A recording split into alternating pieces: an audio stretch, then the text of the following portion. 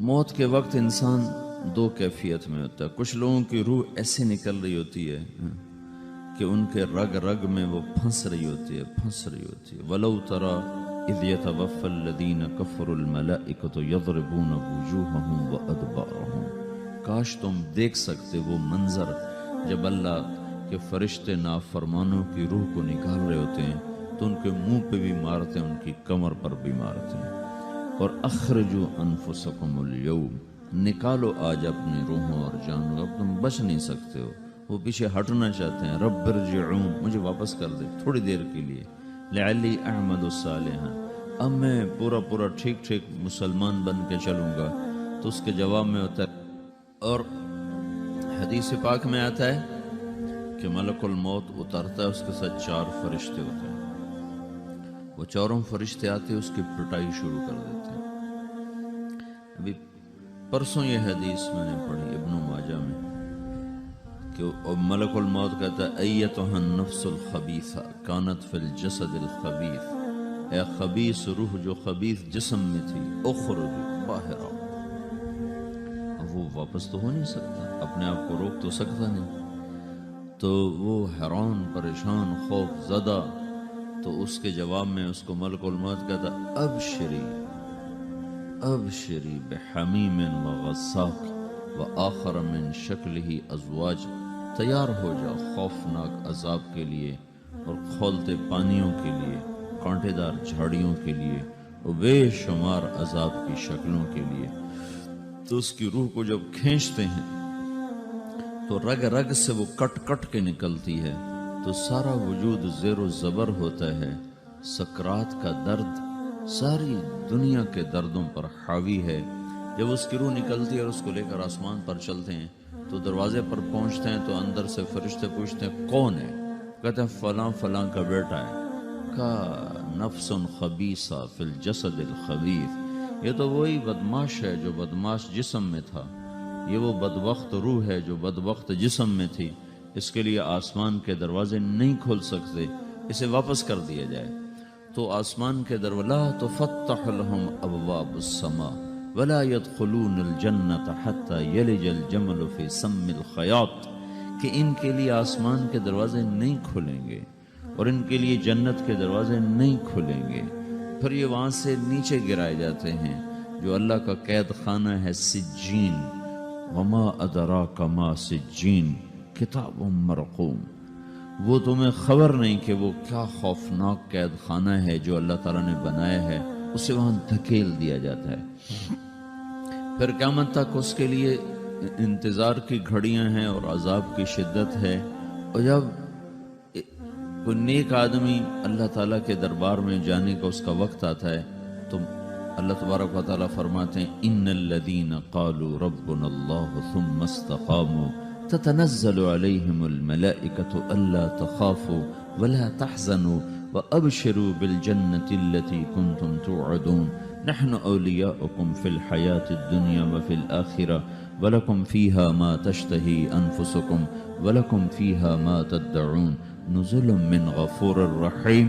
جب کوئی نیک مرد عورت کے جانے کا وقت آتا ہے تو اس کے لیے بھی فرشتے آتے ہیں اور آ کر اس کو خوشخبری دیتے ہیں اور آ کر اس کو تسلی دیتے ہیں کہ آپ غم نہ کریں, پیچھے والے بھی آپ کو مل جائیں گے, آپ خوف نہ کریں, آگے ساری منزلیں آپ کے لیے آسان ہیں, آپ کے لیے جنت بھی تیار ہے, رب بھی مہربان ہے. اور حدیث پاک میں آتا ہے کہ ملک الموت اور 4 فرشتے آتے ہیں, وہ 4 فرشتے اس کو سہلاتے ہیں, دباتے ہیں کہ موت کا درد اسے محسوس نہ ہو. اور ملک الموت فرماتے ہیں ایتھا النفس الحمیدہ کانت فی الجسد الحمید اخرجی, اے نیک روح جو نیک جسم میں تھی باہر آؤ. کیا کرو؟ وابشری بروح وریحان ورب راض عنک غیر غضبان, آپ کو بشارت ہو آپ کے لیے جنت تیار ہو چکی ہے اور وہاں کی ساری نعمتیں آپ کے لیے میسر ہو چکی ہیں اور اللہ آپ پہ راضی ہو چکا ہے اور اللہ آپ پہ خوش ہو چکا ہے. اس پر اس کی روح کو نکالا جاتا ہے. پھر سارے فرشتے اس کو استقبال کے ساتھ جب آسمان پر لے جاتے ہیں تو اندر سے پوچھتے ہیں کون ہے؟ کہ فلاں کا بیٹا, فلاں کی بیٹی.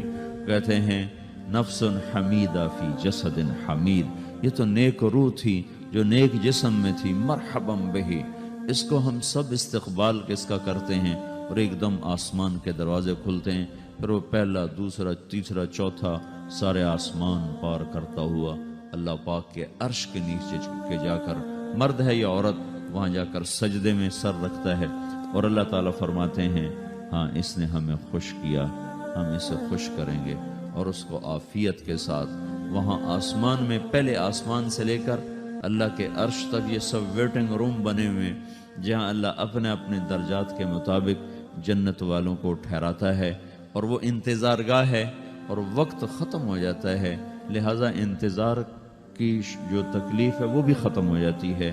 وقت ختم تو انتظار کا احساس ختم، اور ٹائم کے گزرنے کا احساس ختم۔ تو جیسے اصحاب کہف کو اللہ نے غار میں داخل کر کے تو غار کے اندر سے وقت کو نکال کے باہر پھینک دیا، باہر 300 سال گزرے، اندر آدھا ہی دن گزرا تھا۔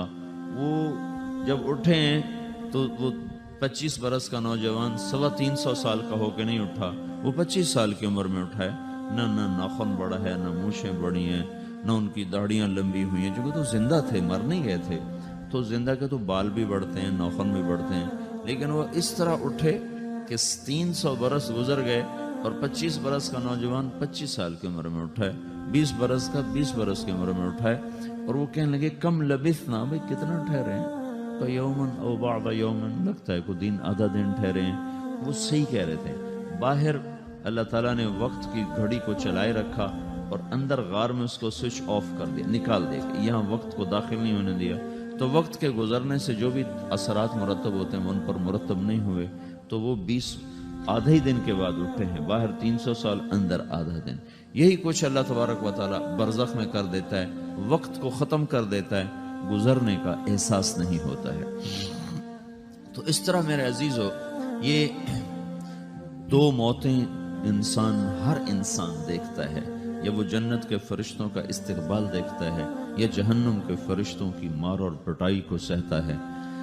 رابعہ بصری رحمۃ اللہ علیہ کا انتقال ہونے لگا تو انہوں نے رات کو فوت ہوئی، تو انہوں نے اپنی خادمہ کو بولا کہ فرمایا کہ کسی کو بتانا نہیں، جب میں مر جاؤں تو پڑوس میں 2-4 کو بلا کر نا میرا جنازہ پڑھوا دینا، اور جس کرتے میں تہجد پڑھتی تھی وہی میرا کفن بنا دینا، اور صبح بے شک لوگوں کو بتا دینا، میرے مرنے کے بعد میری میت کو رکھنا نہیں، فوراً دبا دینا۔ تو ان کا انتقال ہوا تو انہوں نے پڑوس کے 2-4 10-20 آدمی بلائے، اور ان کو تدفین تجہیز سب کچھ ہو گئی، صبح شور مچا کہ وہ رابعہ بصری کا انتقال ہو گیا۔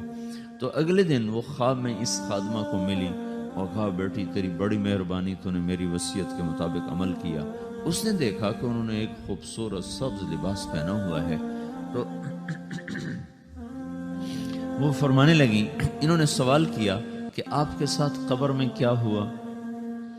تو وہ کہنے لگی کہ میرے پاس منکر نکیر آئے تھے اور مجھ سے کہنے لگے من رب کی، تیرا رب کون ہے؟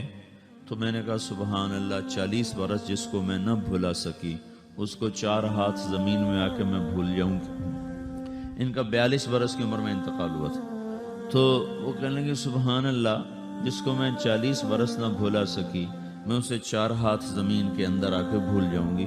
تو منکر نکیر کہنے لگے اس کا کیا حساب لینا؟ پھر انہوں نے پوچھا کہ وہ آپ کا وہ کرتا کہاں گیا تہجد والا جس میں آپ کو کفن دیا تھا؟ کہا وہ اللہ نے مجھ سے لے لیا ہے اور میرے اعمال کے خزانے میں رکھ دیا ہے، قیامت کے دن میرا وہ کرتا بھی میرے ترازو میں تولا جائے گا، اور مجھے یہ لباس پہنایا ہے جو جنت کا لباس ہے۔ یہ بھی ایک موت ہے۔ اس طرح بھی لوگ مرتے ہیں۔ اور دوسری بھی ایک موت ہے، ہمارے علاقے کی بتا رہا ہوں، اپنے علاقے کی۔ ایک زمیندار مر گیا، اس کی قبر کھودی، ساری بچھوؤں سے بھری ہوئی، ایسے جیسے چیونٹیاں پھر رہی تھی، تو انہیں وہ بند کر کے دوسری کھودی، ساری بچھوؤں سے بھری ہوئی، پھر وہ بند کر کے تیسری کھودی، ساری بچھوؤں سے بھری ہوئی۔ قبرستان میں اتنے بچھو کہاں سے آ گئے؟ یہ زمین کے بچھو نہیں ہے، یہ آخرت کی بلائیں ہیں جس کے ساتھ اب اسے قیامت تک رہنا ہے اور گزارا کرنا ہے۔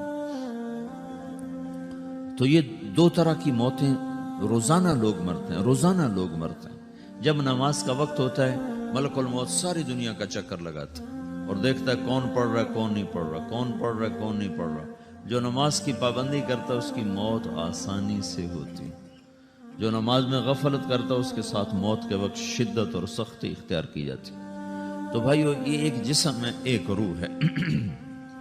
روح باقی رہنے والی چیز ہے، جسم مٹ جاتا ہے، پھر اللہ سے قیامت کے دن نیا جسم عطا فرمائے گا، ایک نیا جسم دیا جائے گا۔ روح وہی ہے جو اللہ کے خزانوں میں جمع ہو جاتی ہے۔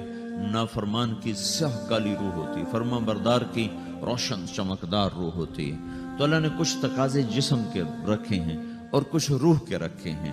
جسم کے تقاضے پورے نہ کرو تو یہ پریشان ہو جاتا ہے، روح کے تقاضے پورے نہ کرو تو یہ پریشان ہو جاتی۔ روح کی پریشانی جسم سے زیادہ ہے، چونکہ روح کی طاقت جسم سے زیادہ ہے۔ جسم مٹی سے بنا ہے، اس کی غذا بھی مٹی سے نکلتی ہے۔ روح آسمان سے ہے، اس کی غذا بھی آسمان سے ہے۔ روح کا تعلق جب تک اللہ سے نہیں جڑتا، اس سے بھوک اور پیاس لگتی رہتی ہے۔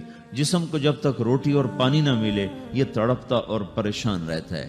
جیسے اللہ تعالیٰ نے ہمارے جسم میں روٹی اور پانی کی طلب کو بے ساختہ رکھ دیا ہے۔ میں بیان کے دوران بھی پانی پی رہا ہوں، آپ دیکھ رہے ہیں کہ میرا حلق سوکھ جاتا ہے، مجھے طلب محسوس ہوتی ہے پانی، حلق سوکھتا ہے پانی کی طرف بھاگتے ہیں، بھوک لگتی ہم روٹی کی طرف بھاگتے ہیں۔ یہ ایک ایسا اندر میں آٹومیٹک سسٹم ہے کہ ہم اس کو آف نہیں کر سکتے۔ یہ سوتے سوتے بھی بھوک کی وجہ سے آنکھ کھل جاتی، سوتے سوتے پیاس کی وجہ سے آنکھ کھل جاتی ہے۔ یہ ایسا خود اللہ تعالیٰ نے ساختہ نظام بنایا ہے کہ آپ اپنے جسم میں روٹی اور پانی کی طلب کو نہیں نکال سکتے۔ میرے عزیزو، ٹھیک اسی طرح اللہ نے انسانی روح میں اپنی طلب رکھ دی ہے اور اپنے رسول کی طلب رکھ دی ہے۔ یہ دو طلب ایسی ہیں کہ یہ آپ کے جسم روح سے نکل نہیں سکتی۔ جیسے بھوکا روٹی نہ کھا لے، پیاسا پانی نہ پی لے، اسے چین نہیں آ سکتا۔ وہ روح جو اللہ اور اس کے رسول سے نہ آشنا ہے، جب تک وہ وہاں تک پہنچ نہیں جاتی اسے چین نہیں آ سکتا، اس کا اندر پریشان رہے گا۔ 1997 میں جب جنید جمشید سے میری پہلی ملاقات ہوئی تو اس نے مجھ سے یہ سوال کیا کہ مولوی صاحب، ایک پاکستانی نوجوان جس گلیمر کو خوابوں میں دیکھتا ہے، وہ گلیمر تو مجھے زندگی میں ویسے ہی حاصل ہے، میرے چاروں طرف زندگی کا رقص ہے اور میری زندگی کی ہر خواہش، ہر تمنا پوری ہے، اس کے باوجود میرے اندر اندھیرا ہے، میرے اندر خلا ہے۔ مجھے لگتا ہے میں وہ کشتی ہوں جس کا کوئی ساحل نہیں، جس کی کوئی سمت نہیں۔ www.dasquran.com تو ایسا نہیں ہونا چاہیے۔ ایک عام لڑکا تو کہتا ہے ہائے کاش یہ ہوتا، اس کو وہ نہیں ہو رہا تو پھر وہ پریشان ہے، ہائے یہ ہوتا، ہائے وہ ہوتا۔ تو میں تو ہائے نہیں کرتا ہوں، میری تو ہر لذت اور خواہش میرے سامنے تشتری میں سجا کے پیش کی جا رہی۔ میں کیوں ایسا کر رہا ہوں؟ میں ہائے ہائے کیوں کر رہا ہوں؟ میرا اندر ویران کیوں ہے؟ میرے اندر میں خلا کیوں ہے؟ یہ وہی خلا ہے کہ وہ روح کی پیاس کو شراب میں بجھانا چاہتا ہے، وہ روح کی پیاس کو لڑکی میں بجھانا چاہتا ہے، وہ روح کی پیاس کو موسیقی سے بجھانا چاہتا ہے، وہ روح کی پیاس کو دنیا کی رعنائیوں میں 5 سٹار ہوٹلوں سے بجھانا چاہتا ہے۔ روح کیا جانے روٹی کیا ہے، شراب کیا ہے، پانی کیا ہے، عورت کیا ہے، موسیقی کیا ہے، گھنگرو کیا ہے، پائل کیا ہے، چھنکار کیا ہے، روح کو ان چیزوں کی کیا خبر؟ امریکہ میں ہماری ایک جماعت تھی تو 4 لڑکے 2 لڑکیاں، 4 لڑکیاں 2 لڑکے مسلمان ہیں۔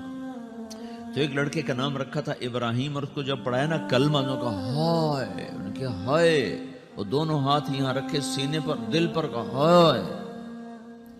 تو ہمارے ساتھی ہیں ڈاکٹر اختر، وہ کہنے لگا کیا ہوا کیا ہوا؟ کہنے لگا جب سے ہوش سنبھالا یہ جگہ خالی تھی،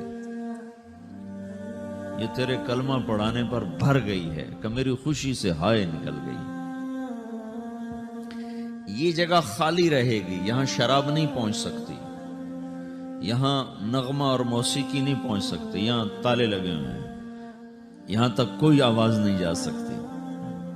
دل کے تاروں پر ایک ہی نغمہ چھڑ سکتا ہے اور وہ اللہ کی یاد کا ہے اور اللہ کی محبت کا ہے اور اللہ کے رسول کی محبت کا ہے۔ باقی کوئی مضراب ایسا نہیں جو ان تاروں کو چھیڑ سکے، باقی کوئی چیز آواز ایسی نہیں جو دل کی دنیا پر جا کر دستک دے سکے۔ یہاں بند دروازے ہیں، یہاں صرف